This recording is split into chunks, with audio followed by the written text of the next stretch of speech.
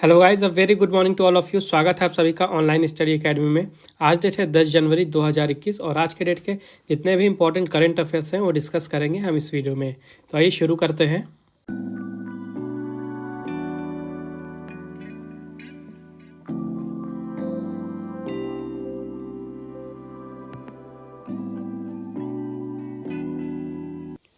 तो आज की पहली न्यूज़ है, India will chair 3 important committees of United nation security council.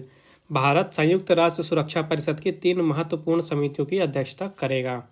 तो 3 कमेटियां हैं। पहली है तालिबान सैंक्शंस कमेटी, जिसे 1988 सैंक्शंस कमेटी के नाम से भी जाना जाता है, और इसका फोकस है अफगानिस्तान में जो टेररिस्ट है उनके ऊपर, उसके अलावा जो टेररिस्ट है उनके स्पॉन्सर्स के ऊपर। दूसरी कमेटी है काउंटर टेररिज्म कमेटी। इसका मेन फंक्शन ये है कि जो भी कोई देश है वहाँ के जो बॉर्डर हैं उन रीजन्स में जो भी टेररिस्ट एक्ट्स होते हैं उनको रोकना, ओके, उनकी रोकथाम करना। तीसरी कमेटी है लीबियन सैंक्शंस कमेटी। ओके, इसका मेन फोकस है जो लीबिया है वहाँ पे एसेट्स को फ्रीज करना, ओके, जो गैर कानूनी ट्रेवल है उसको बैन करना, उसके अलावा जो वहाँ पे गैर कानूनी तरीके से पेट्रोलियम का एक्सपोर्ट होता है उसकी देखरेख करना, उसके अलावा जो हथियारों का आदान प्रदान होता है लीबिया में, 2 वे आर्म्स एम्बार्गो, उसकी भी देखरेख करना। तो ये काम है लीबियन सैंक्शंस कमेटी का। तो इन 3 कमेटियों की अध्यक्षता करेगा भारत। और भारत की बात करें तो यूएनएससी यानी यूनाइटेड नेशन सिक्योरिटी काउंसिल का ये 8वीं बार नॉन परमानेंट मेंबर बना था जून 2020 में। ओके, ये पॉइंट इंपॉर्टेंट है, याद जरूर रखिएगा। 8वीं बार नॉन परमानेंट मेंबर बना था भारत जून 2020 में, और इसको 192 में से 184 वोट्स मिले थे। और बात करें अभी भारत के एम्बेसडर यानी कि रिप्रेजेंटेटिव कौन है यूनाइटेड नेशंस में, तो ये हैं टीएस तिरुमूर्ति जी। और यूएनएससी की स्थापना हुई थी 1945 में। इसका हेडक्वार्टर है न्यूयॉर्क में। नेक्स्ट अपडेट है, प्रवासी भारतीय दिवस वॉज ऑब्जर्व्ड ऑन 9 जनवरी। 9 जनवरी को प्रवासी भारतीय दिवस मनाया गया। तो हर साल 9 जनवरी को प्रवासी भारतीय दिवस मनाया जाता है भारत में। इस साल ये 16वां प्रवासी भारतीय दिवस मनाया गया है, और इसकी थीम रखी गई थी कॉन्ट्रीब्यूटिंग टू आत्मनिर्भर भारत। ओके, थीम जरूर याद रखिएगा, कॉन्ट्रीब्यूटिंग टू आत्मनिर्भर भारत। और ये दिन मनाया क्यों जाता है? ये दिन मनाया जाता है जो भी अलग अलग देशों में भारत की कम्युनिटी रह रही है, विदेशों में भारत के जो लोग रह रहे हैं, तो भारत के विकास में उनका क्या योगदान है, कितना बड़ा योगदान है, इसी चीज़ को सेलिब्रेट करने के लिए हर साल 9 जनवरी को प्रवासी भारतीय दिवस मनाया जाता है। और प्रवासी भारतीय दिवस को एनआरआई डे के नाम से भी जाना जाता है। उसके बाद बात करते हैं 9 जनवरी को ही क्यों चुना गया प्रवासी भारतीय दिवस मनाने के लिए। तो एक्चुअली में 1915 में 9 जनवरी के दिन ही महात्मा गांधी जी साउथ अफ्रीका से वापस आए थे, तो इसी कारण से 9 जनवरी को प्रवासी भारतीय दिवस मनाया जाता है। नेक्स्ट अपडेट है, Ramesh Pokhriyal Nishank inaugurated the international monolithic conference Educon 2020।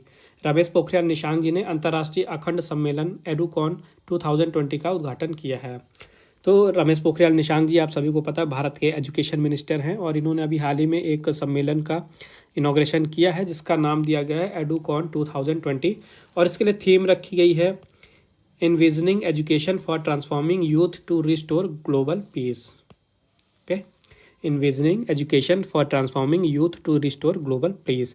तो ये जो कॉन्फ्रेंस है ये 2 दिनों तक चलेगा, और इसे ऑर्गेनाइज कराया गया है सेंट्रल यूनिवर्सिटी ऑफ पंजाब के द्वारा, और उनके साथ ही ग्लोबल एजुकेशनल रिसर्च एजुकेशन यानी कि GERA के द्वारा। ओके, तो इस कॉन्फ्रेंस के थ्रू जो स्टूडेंट्स हैं और रिसर्चर्स हैं उनके बीच में मैसेज फैलाया जाएगा कि जो रिसर्च है वो पूरे विश्व भर में जो रिसर्च चल रही है, तो इसमें काफ़ी ज़्यादा स्ट्रॉन्ग डिटर्मिनेशन की ज़रूरत पड़ती है, और ये एक ऐसी एक्सरसाइज है जिसको हमेशा चालू रखना चाहिए, यानी 24/7 रिसर्च को चालू रखना चाहिए। उसके अलावा यहाँ पे जो टीचर्स हैं उनको हेल्प की जाएगी ताकि वो जो नई नई टेक्नोलॉजी हैं और उनके फंक्शन हैं उनको समझें, नई टेक्नोलॉजी को अपनाएं। इस तरह से जो एजुकेशन का क्षेत्र है वहाँ पे ट्रांसफॉर्मेशनल चेंज लाया जाएगा। उसके अलावा ये एक प्लेटफॉर्म का भी काम करेगा जहाँ पे एजुकेशनलिस्ट और रिसर्चर्स जो हैं तो ये अपने अपने व्यूज़ शेयर करेंगे। किस चीज़ पे अपने व्यूज़ शेयर करेंगे? तो जो भारत की नेशनल एजुकेशन पॉलिसी है 2020 की, तो यहाँ पे जो जो रिकमेंडेशन किए गए हैं उनके इम्प्लीमेंटेशन के लिए ये अपने व्यूज़ एक्सचेंज करेंगे। नेक्स्ट अपडेट है, Japan has been named world most powerful passport in the Henley passport index 2021। Henley passport index 2021 में जापान का पासपोर्ट दुनिया का सबसे शक्तिशाली पासपोर्ट बना है। तो अभी हाल ही में हेनले पासपोर्ट इंडेक्स 2021 जारी हुआ है और यहाँ पे टॉप किया है जापान में, यानी जापान का जो पासपोर्ट है ये विश्व में सबसे शक्तिशाली पासपोर्ट माना गया है। और इसका मतलब क्या होता है विश्व में सबसे शक्तिशाली पासपोर्ट का? इसका मतलब ये होता है कि कोई भी कंट्री है तो उसके पासपोर्ट की कितनी पावर है, ये चीज़ दर्शाती है कि जो वहाँ के नागरिक हैं वो दूसरे देशों में बिना वीज़ा लिए कितने ज़्यादा देशों में वो विजिट कर सकते हैं पहले से बिना वीज़ा लिए। ओके, इसे कहा जाता है वीज़ा फ्री स्कोर। ओके, इसी के बेसिस पे ये रैंकिंग बनाई गई है। तो पहले नंबर पे रहा जापान, जिसका स्कोर था 191, यानी जापान के नागरिक पहले से बिना वीज़ा लिए 191 कंट्रीज़ में विजिट कर सकते हैं। उसके बाद दूसरे नंबर पे रहा सिंगापुर, जिसका स्कोर था 190। तीसरे पे रहा जर्मनी, जिसका स्कोर था 189 और भारत था 50वें नंबर पे। ओके, इंडिया का स्कोर था 58 और रैंक थी 85th। ये चीज़ आपको याद रखनी है। नेक्स्ट अपडेट है national statistical office projects India GDP to contract by 7.7% in physical year 21। राष्ट्रीय सांख्यिकी कार्यालय ने वित्तीय वर्ष 21 में भारत के सकल घरेलू उत्पाद में 7.7% की गिरावट का अनुमान लगाया है। तो अभी हाल ही में एनएसओ यानी कि नेशनल स्टैटिस्टिकल ऑफिस ने रिलीज़ किया है फर्स्ट एडवांस्ड एस्टिमेशन अपना भारत की जीडीपी को लेके ministry of statistics and programme implementation के अंदर में। तो वहाँ पे जो भारत की जीडीपी है यानी सकल घरेलू उत्पाद है, तो वित्तीय वर्ष 2021 में उसमें 7.7% की गिरावट का अनुमान लगाया गया है। और ये फर्स्ट एडवांस एस्टिमेट होता क्या है जीडीपी का? तो जब भी कोई नया जैसे फाइनेंशियल ईयर शुरू होता है तो वहाँ पे यूनियन बजट बनता है, तो उसके पहले फर्स्ट एडवांस एस्टिमेशन दिया जाता है जीडीपी का, ताकि जब बजट बने तो वहाँ पे जो डेटा है जीडीपी का डेटा लें और जो बजट बनाने की जो प्रोसेस है, बजट मेकिंग की प्रोसेस है, उसको आसान बना जा सके। नेक्स्ट अपडेट है Delhi government will set up Konkani academy to promote the language. Delhi सरकार कोंकणी भाषा को बढ़ावा देने के लिए कोंकणी अकादमी की स्थापना करेगी। तो अभी हाल ही में दिल्ली के कैबिनेट यानी कि जिसकी अध्यक्षता की दिल्ली के चीफ मिनिस्टर अरविंद केजरीवाल जी ने, उन्होंने अनाउंस किया है और उन्होंने अप्रूवमेंट दे दिया है कि अब दिल्ली में एक कोंकणी एकेडमी की स्थापना की जाएगी। कि कोंकणी एक लैंग्वेज है जो कि गोवा की ऑफिशियल लैंग्वेज है, आपको ये याद रखना है। कोंकणी गोवा की ऑफिशियल लैंग्वेज है और इसी लैंग्वेज को बढ़ावा देने के लिए, इसको प्रमोट करने के लिए दिल्ली में कोंकणी एकेडमी की स्थापना की जाएगी। और कुछ ही दिनों पहले मैंने आपको बताया था कि जो तमिल लैंग्वेज है और वहाँ का जो कल्चर है उसके संरक्षण के लिए और उसको प्रमोट करने के लिए दिल्ली में तमिल एकेडमी की स्थापना की जा रही है। और अब तमिल एकेडमी के बाद कोंकणी एकेडमी की स्थापना भी की जाएगी। बात करें गोवा की, क्योंकि कोंकणी जो है गोवा की ऑफिशियल लैंग्वेज है, तो यहाँ के चीफ मिनिस्टर हैं प्रमोद सावंत, कैपिटल है पणजी और गवर्नर हैं भगत सिंह कोश्यारी। और इन्हें गोवा का अतिरिक्त चार्ज दिया गया हुआ है गवर्नर का। एक्चुअली में भगत सिंह कोश्यारी जी ये महाराष्ट्र के गवर्नर हैं। और बात करें दिल्ली की, तो चीफ मिनिस्टर हैं अरविंद केजरीवाल और गवर्नर हैं अनिल बैजल। नेक्स्ट अपडेट है Karnataka government launches Krishi Sanjeevani vans to test soil and water. Karnataka सरकार ने मिट्टी और पानी का परीक्षण करने के लिए कृषि संजीवनी वैन शुरू की है। तो अभी हाल ही में जो कर्नाटका के चीफ मिनिस्टर हैं बीएस येदियुरप्पा जी, उन्होंने हरी झंडी दिखाई है 40 कृषि संजीवनी वैन्स को बेंगलुरु में। और ये जो वैन्स हैं इन्हें लॉन्च किया गया है स्टेट यानी कर्नाटका के एग्रीकल्चर डिपार्टमेंट के द्वारा, और नेशनल कृषि विकास योजना है, इसी के अंडर में इन वैन्स को हरी झंडी दिखाई गई है, इन्हें लॉन्च किया गया है। तो ये एक इनिशिएटिव है जिसमें जो वैन्स हैं यानी मूविंग लैब्स है, इनको एग्रीकल्चरल फील्ड पे ले जाया जाएगा। उसके बाद वहाँ की जो भी एग्रीकल्चर से रिलेटेड कंडीशन है उनके बारे में स्टडी की जाएगी। उसके अलावा फार्मर्स की क्या क्या ज़रूरतें हैं वहाँ पे, उन चीज़ों पे ध्यान दिया जाएगा। और जो सॉइल है उसकी फर्टिलिटी वगैरह चेक की जाएगी। उसके अलावा जो फार्मर्स हैं जो उनकी फार्मिंग टेक्निक्स है उसको भी सपोर्ट दिया जाएगा सरकार के द्वारा। बात करें कर्नाटका की, तो चीफ मिनिस्टर हैं बीएस येदियुरप्पा, गवर्नर हैं वाजूभाई वाला और कैपिटल है बेंगलुरु। नेक्स्ट अपडेट है Uttar Pradesh government has launched दिव्यांगजन शादी प्रोत्साहन योजना। यूपी सरकार ने दिव्यांगजन शादी प्रोत्साहन योजना शुरू की है। तो ये जो स्कीम है दिव्यांगजन शादी प्रोत्साहन योजना, ये शुरू की गई है, लॉन्च की गई है उत्तर प्रदेश के चीफ मिनिस्टर योगी आदित्यनाथ जी के द्वारा। और ये स्कीम शुरू की गई है वहाँ के हैंडीकैप यानी विकलांग कपल्स के लिए। तो जब भी वहाँ पे जो हैंडीकैप कपल्स हैं, ओके, विकलांग कपल्स हैं, उनकी शादियाँ होंगी तो स्टेट गवर्नमेंट यानी उत्तर प्रदेश की सरकार के द्वारा उन्हें फाइनेंशियली असिस्टेंस दिया जाएगा। ओके, तो इसमें क्या क्या चीज़ें बताई गई हैं, तो देखिए जैसे कोई शादी में कपल है, तो अगर उसमें से बॉय विकलांग है, यानी जो लड़का है वो विकलांग है, तो सरकार के द्वारा उन्हें 15,000 रुपये की हेल्प की जाएगी। ओके। अगर वहीं पे बॉय की जगह गर्ल विकलांग है, यानी महिला हैंडीकैप्ड है, तो उन्हें 20,000 की हेल्प की जाएगी। और अगर कपल्स में दोनों यानी लड़का लड़की दोनों ही विकलांग हैं, तो 35,000 रुपये की हेल्प की जाएगी। बात करें उत्तर प्रदेश की, तो चीफ मिनिस्टर हैं योगी आदित्यनाथ, गवर्नर हैं आनंदीबेन पटेल, और ये उत्तर प्रदेश के साथ ही साथ मध्य प्रदेश की भी गवर्नर हैं, और कैपिटल है उत्तर प्रदेश की लखनऊ। नेक्स्ट अपडेट है Manoj Sinha has launched Satark Nagrik app and departmental vigilance officers portal. Manoj Sinha ji ने सतर्क नागरिक ऐप और विभागीय सतर्कता अधिकारी पोर्टल लॉन्च किया है। तो मनोज सिन्हा जी जम्मू और कश्मीर के लेफ्टिनेंट गवर्नर हैं, और इन्होंने अभी हाल ही में 2 चीज़ें लॉन्च की हैं। एक तो मोबाइल ऐप है जिसका नाम है सतर्क नागरिक, दूसरा है जो जम्मू और कश्मीर का एंटी करप्शन ब्यूरो है उसका एक पोर्टल है जिसका नाम है डिपार्टमेंटल विजिलेंस ऑफिसर्स, यानी कि DVO। इस पोर्टल को भी लॉन्च किया गया है। तो ये जो मोबाइल ऐप है इसका क्या काम होगा, तो जो भी करप्शन से रिलेटेड इन्फॉर्मेशन है तो इस मोबाइल के ऐप के थ्रू इधर से उधर यानी आदान प्रदान की जा सकती है। उसके अलावा जो जम्मू और कश्मीर के सिटीजन्स हैं, तो जो भी उनकी कंप्लेंट्स है करप्शन को लेके, वो आसानी से इस ऐप के थ्रू सबमिट किया जा सकता है। उसके अलावा जो दूसरा पोर्टल लॉन्च किया गया है इसका काम क्या है, तो जो भी अलग अलग डिपार्टमेंट के DVO हैं यानी डिपार्टमेंटल विजिलेंस ऑफिसर्स, उनके बीच में ये एक ऑनलाइन कम्युनिकेशन चैनल का काम करेगा, यानी कम्युनिकेशन के लिए इसे यूज़ किया जाएगा ताकि जो कंप्लेंट्स हैं उनको जल्दी से जल्दी उनका निपटारा किया जा सके। बात करें जम्मू कश्मीर की, तो इसको यूनियन टेरिटरी का स्टेटस मिला था 31 अक्टूबर 2019 को। लेफ्टिनेंट गवर्नर है मनोज सिन्हा, और कैपिटल है समर में श्रीनगर, और विंटर कैपिटल है जम्मू।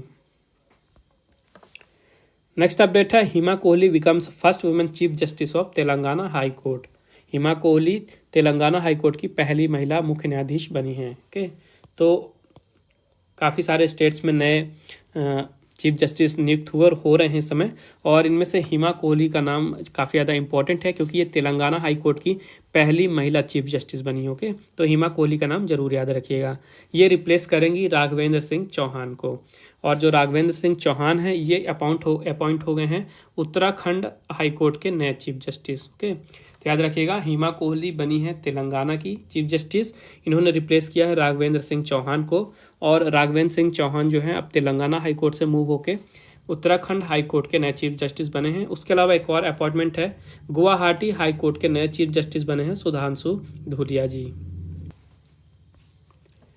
नेक्स्ट अपडेट है Indian American Raj Iyer becomes US Army's first chief information officer.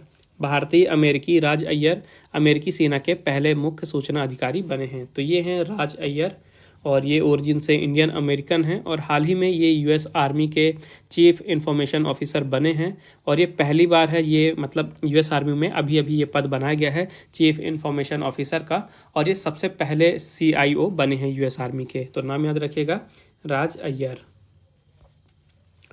Next update है doctor Shaila Kenny will be conferred with national Florence Nightingale award 2020। Doctor Shaila Kenny को राष्ट्रीय फ्लोरेंस नाइटिंगेल पुरस्कार 2020 से सम्मानित किया जाएगा। तो डॉक्टर शैला कैनी जी ये हैं प्रेजेंट में जो Shri Mata Vaishno Devi college of nursing है वहाँ की ये प्रिंसिपल हैं, और इन्हें ये अवार्ड दिया जाएगा नेशनल फ्लोरेंस नाइटिंगेल अवार्ड 2020 का भारत के राष्ट्रपति जी के द्वारा। ओके। प्रेसिडेंट ऑफ इंडिया इस अवार्ड को देते हैं, जो कि अभी प्रेजेंट में हैं रामनाथ कोविंद जी। ओके।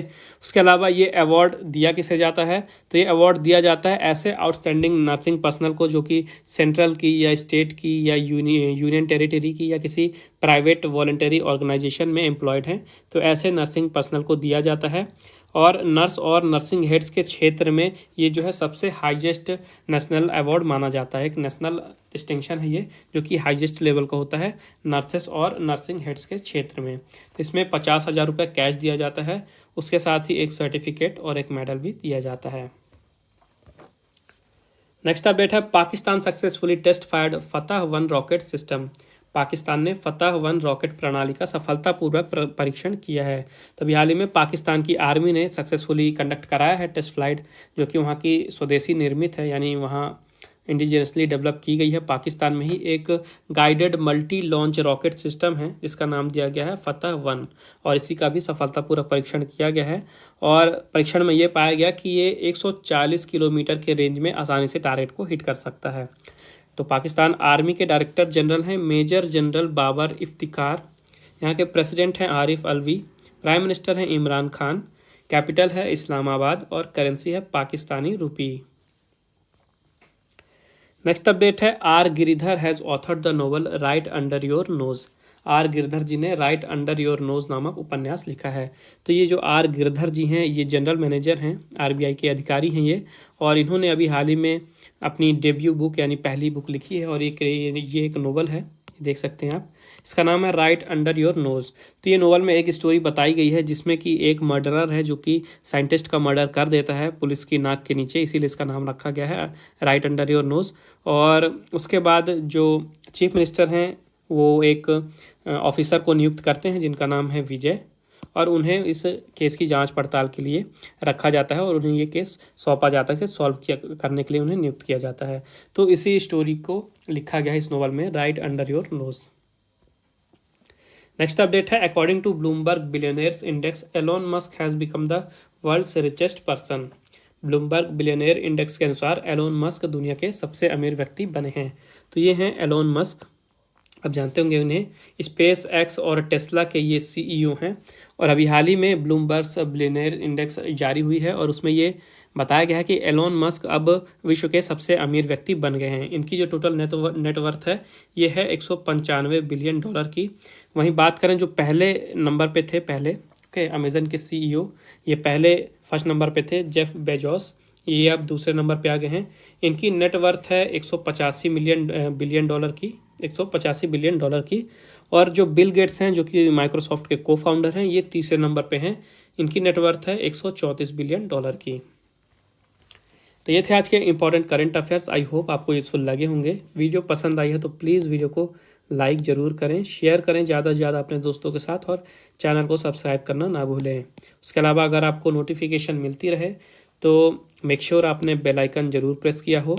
और अगर आपको रिवीजन के लिए PDF फाइल या MP3 फाइल की आपको ज़रूरत है तो उसकी भी लिंक मैंने नीचे डिस्क्रिप्शन में दे दी है, आप वहाँ पे विजिट करके फ़ाइल डाउनलोड कर सकते हैं।